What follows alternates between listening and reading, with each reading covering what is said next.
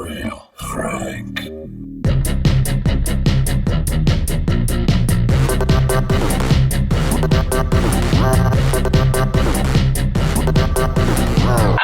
Hello, welcome to Real Frank Movie Reviews. In this episode, we're going to take a look at the movie The Eternals. The Eternals, a race of immortal beings with superhuman powers who have secretly lived on Earth for thousands of years. They reunite to battle the evil deviants. The special guest reviewer for this episode is our good friend Niles. Niles, welcome back to the show. Yeah, it's great to be back, man. Your favorite guest has returned. It is. They're my favorite Marvel expert here. Yes, indeed. The Marvel expert. Marvelly. Just as nice. Do you feel... You went and saw this movie, over the weekend? Yes, actually yesterday. You saw it yesterday? Yeah. Was the theater full for this one, or? Reasonably. Reasonably? Really?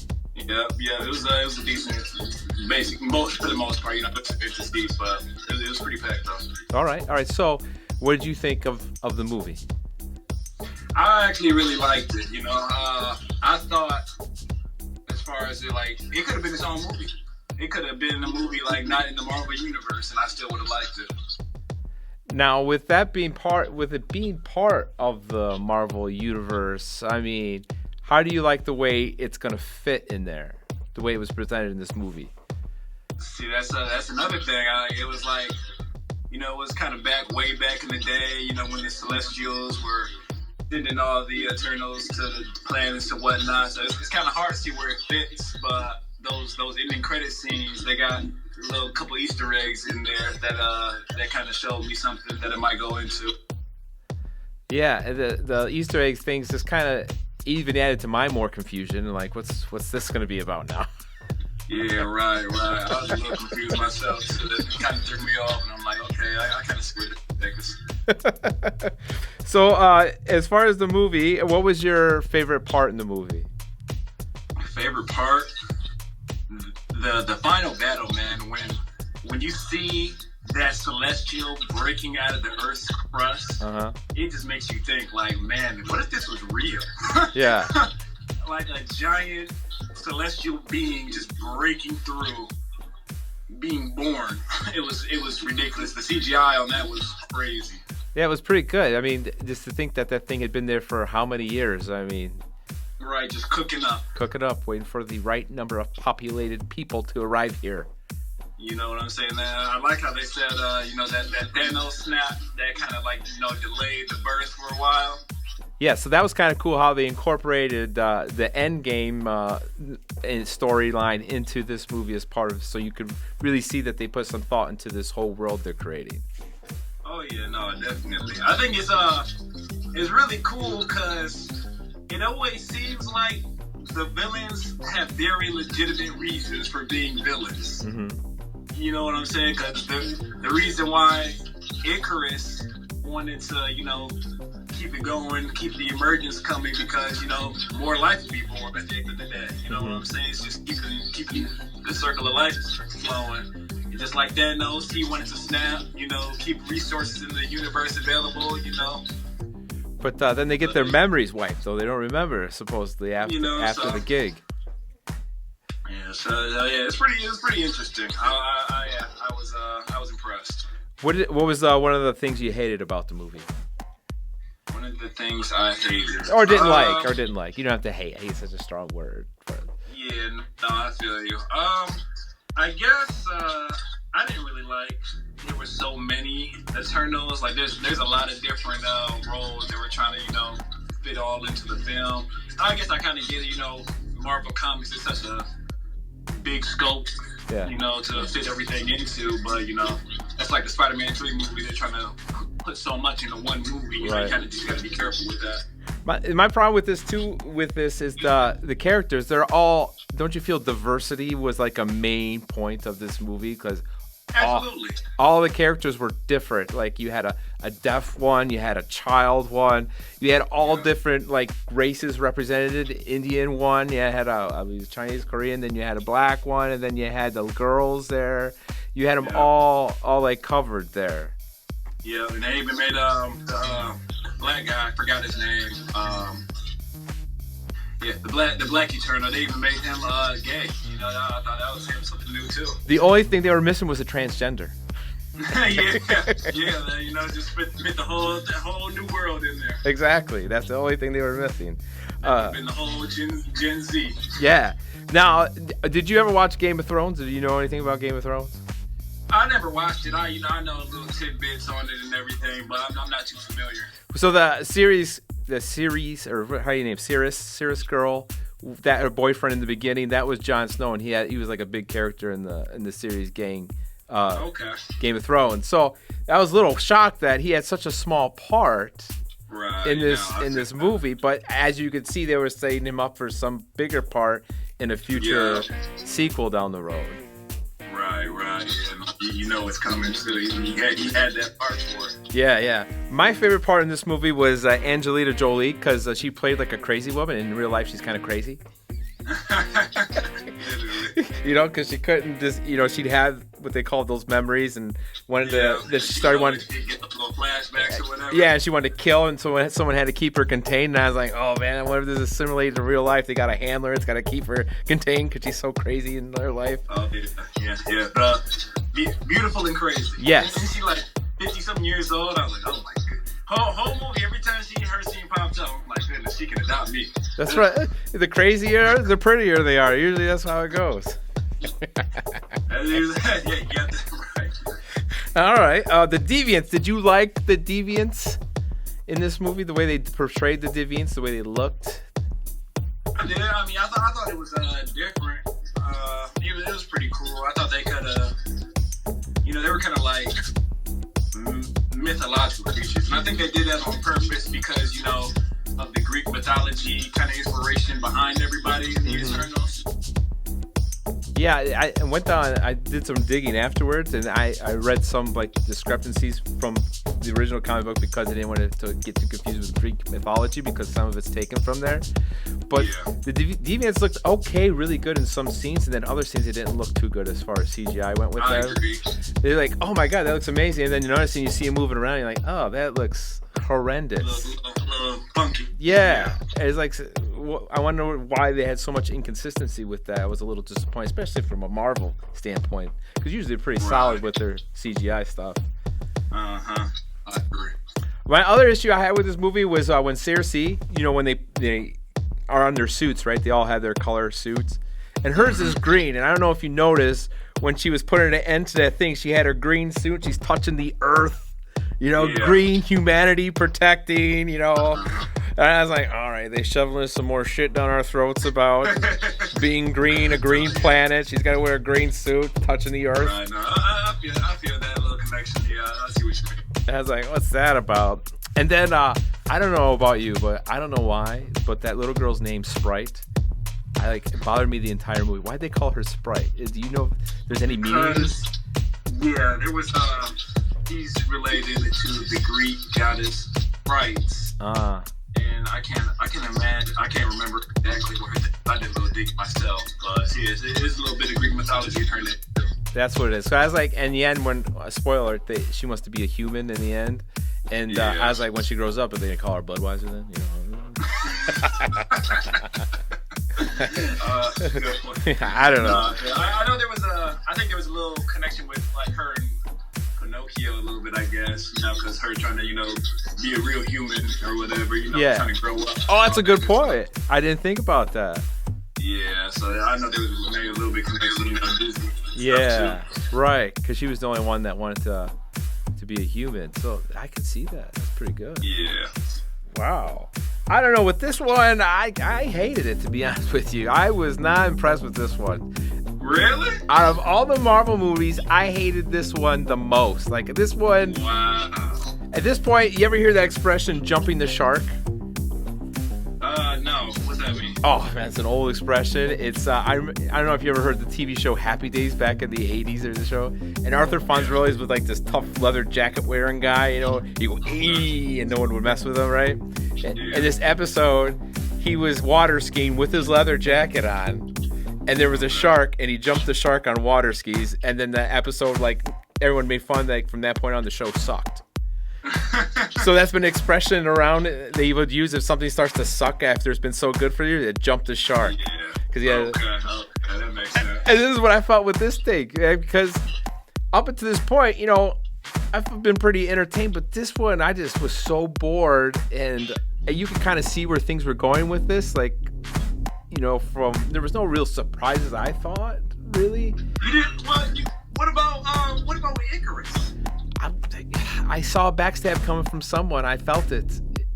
But did you see it coming from Icarus specifically? No, not from him specifically, but I could feel a backstab from one of them. I just didn't know which one was going to be the person. See, I didn't keep that at all. Like when he came, he killed what was Ajax. Yeah. When he came and got her, that just caught me off guard because he seemed so high and mighty, basically second in command.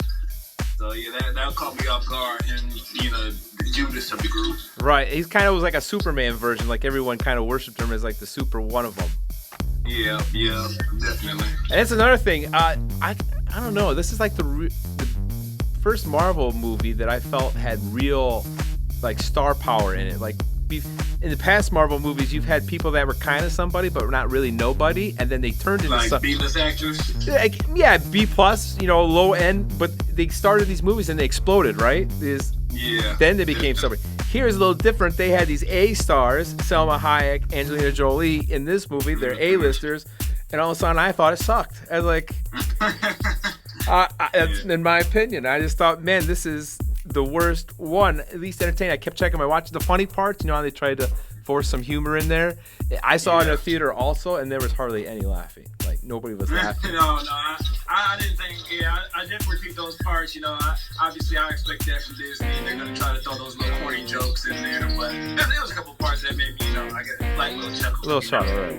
The camera guy was funny. The guy who was at the camera. He was silly. He had a few funny parts in there. But yeah, I mean, compared to all those other Marvel movies that throw some A-listers, I thought this one sucked. I thought it sucked. I wouldn't say it sucked. I definitely not best. Definitely not worst for me. It's like mid for a Marvel movie in my opinion. But I still liked it. I'm surprised that you didn't. I didn't like it. Yeah. So you liked it. So what do you consider at this point in time, right now, the worst Marvel movie right now? The worst? In your opinion, the worst one, least lowest rated in your view. Either Thor 1 or Thor 2. Really? Yeah, Thor and Thor Dark World. I would probably Thor number 1 is probably the worst for me. All right, that's fair. Yeah, I mean, I don't know. Maybe it's because I didn't like it when it first came out. I mean, I'm still not like a huge fan. I'll watch it just for like story context and all of that, but I wasn't all that impressed. You wasn't that impressed. Yeah. Okay. No, that's fair enough. That's a fair assessment. I wanted your opinion. That's great. I'm a little surprised that was one of them, but good info there. So, the Jon Snow character, because they kind of hinted that his name's not Jon Snow. Obviously, I call him that because I forget his real name in real life. But what do you think his role is going to be going forward? His secret. His family secret. He's a superhero actually. I can't remember his name though. I think it's like Black Knight or Black Raven, something like that. Black Knight. Yeah, when you watch the after credit scene, right?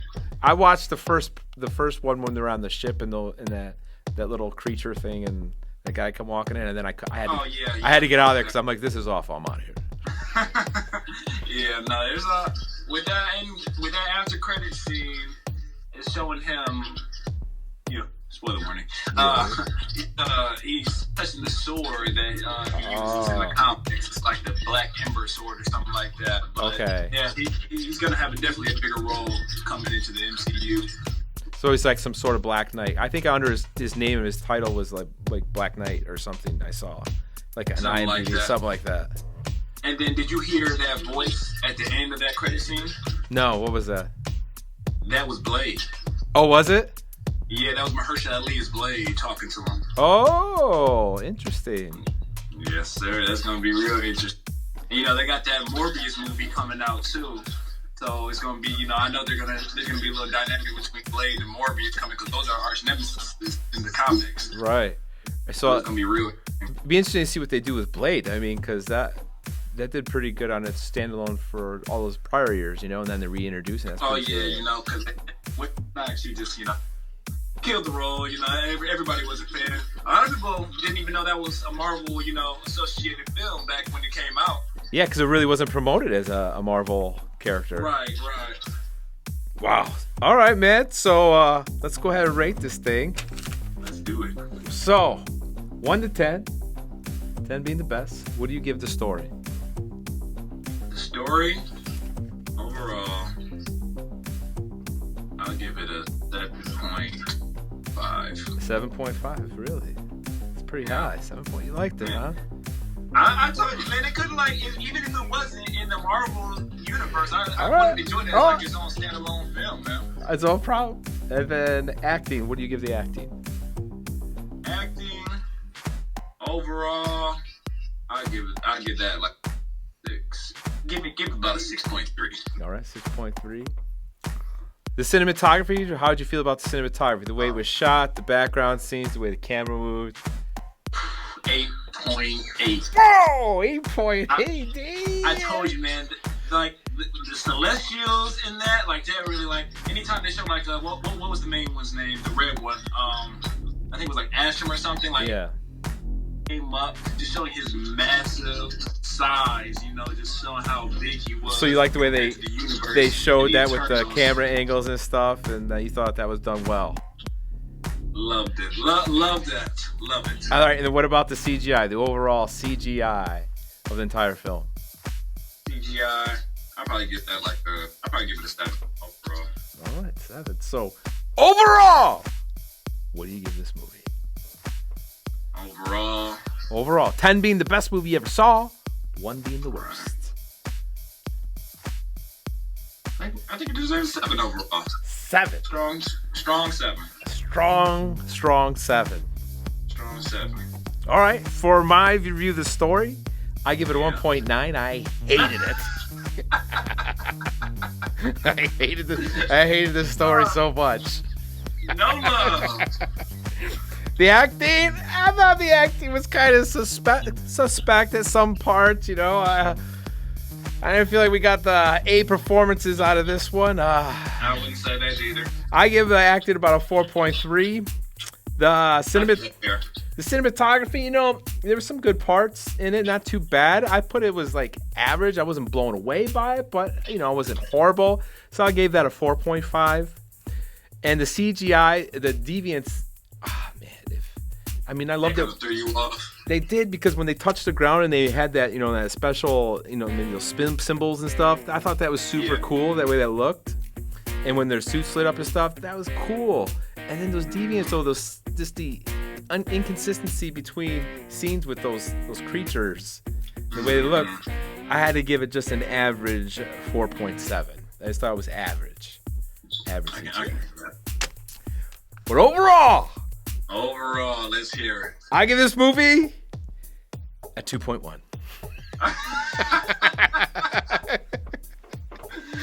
Oh man, you're rough, man. I hated it. I just hated it. I just felt like I wasn't being entertained. I felt like I was having all these lessons from the movie makers thrown in my face that, the rights and wrongs, and we got a diverse group of people, the earth, I felt there was too much of a message in it, and it annoyed me. I'm tired of movies. I just want to go to the movie theater and lose myself in a movie, I just want to be entertained. And I understand where you're coming from that too, because you definitely see those themes in the movie, because how you see you remember at the end, or kind of towards the end, when the fast one was trying to find the point where the celestial was erupting. Yes. In the background, you can see those oil dispensaries and stuff, trying to pull the oil out of the ground, ruining the earth, showing what the humans are doing to the earth themselves. Right. They're definitely paying attention to those, little details about the health of the earth, the future, how it's going to go along, how humans interact and stuff like that. So that was definitely a common theme in it. Right, and how they could have impacted the way humanity turned out with the wars that were going on that they were living through. I just felt like I'm having all these things shoved in my face from this person's point of view, and I just want to stay here, laugh, cry, get mad, and have a good time. You know, I want to lose myself for 2.5 hours, as long as that movie was. All right, that was a long one. They're long. They're getting longer and longer. It was an intro movie, so I kind of expected that. Yeah, for sure. Now, you going to be excited if obviously there's going to be another one. Obviously. Yeah. I don't think it's going to happen right away because I kind of cheated and went to IMDb to see if there was any move. But the numbers that this movie's putting up, obviously they're going to come up with a sequel. So Definitely. Would you be looking forward to that sequel? Yeah, so far, just because, like we said earlier, I don't really know where this sits, you know, as far as being in the Marvel Universe. So I'm curious to see where it goes, you know, where it's going to take it. Because I know there's probably little tidbits in there that they set up, you know, for bigger storylines down the line. So just got to wait and see, you know. And they even threw in the little tidbit about no leader for the Avengers, like one of them maybe applying for one of the leaders of the Avengers. I did peep that, the dude that walked through the portal with the little dwarf thing. Yeah. He joins the Avengers occasionally. So I'd be curious if he would to try to take the role, you know what I'm saying, on some sneaky stuff. Yeah, right. Because apparently he's a little hornball. When I wasn't aware, you know, he's a sexual guy. So. Oh, really?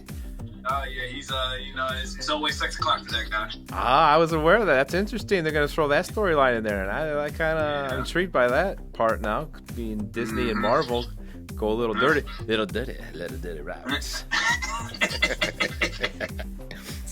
All right, Niles gives it a solid 7. I give it a 2.1. That's our review for Eternals. Thanks for watching.